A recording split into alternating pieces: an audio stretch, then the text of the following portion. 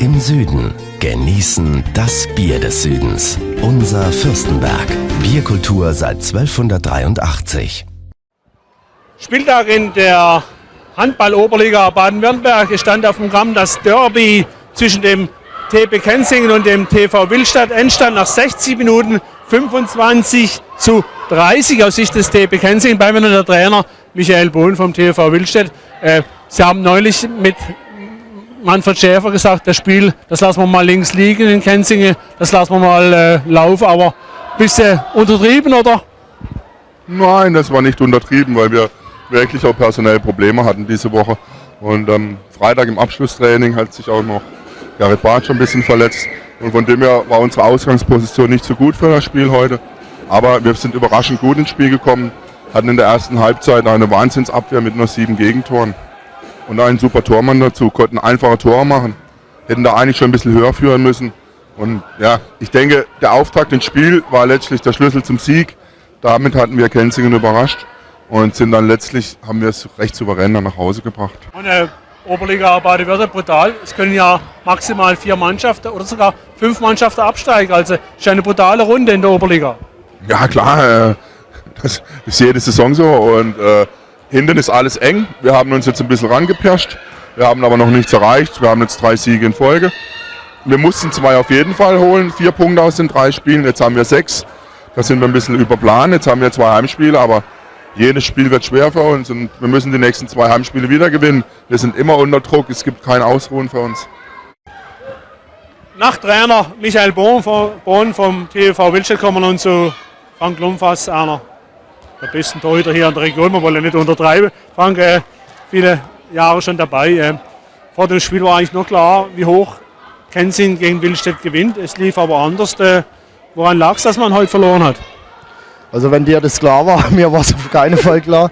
Wir wussten, dass Willstadt eine Top-Mannschaft hat, dass die zu Unrecht da unter drin stehen, weil sie individuell eigentlich stärker sind. Was sie heute auch gezeigt haben, die waren uns meiner Meinung nach körperlich überlegen, hatte die bessere Beinarbeit, hatte auch das taktisch ausgereiftere Spiel heute und waren konsequenter, auch in ihrer Abwehrarbeit und auch was die Gegenstöße danach anging. Und deswegen kann nur sagen, oder bleibt mir nur zu sagen, Glückwunsch an Willstadt, haben verdient heute gewonnen.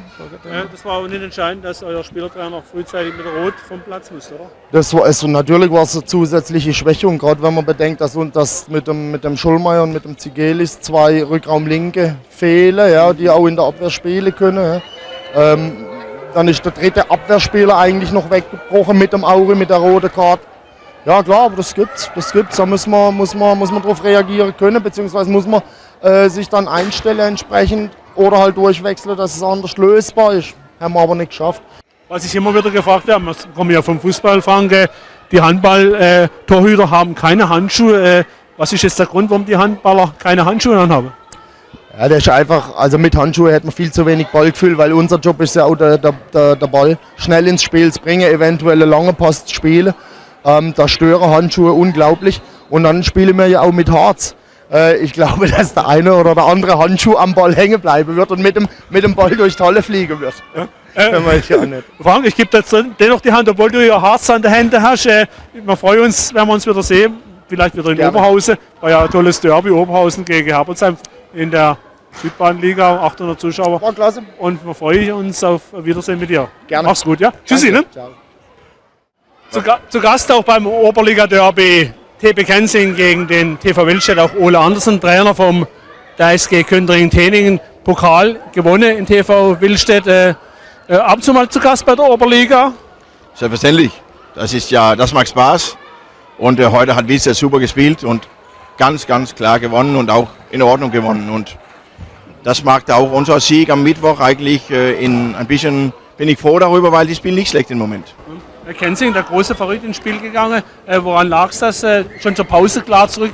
Lag es daran, dass der Spielertrainer schon frühzeitig die rote Karte hier? Nein, glaube ich nicht. Ich glaube, der Vujosaitis ist sicherlich in Schulter ein bisschen verletzt. Das sieht man, hat Probleme gehabt.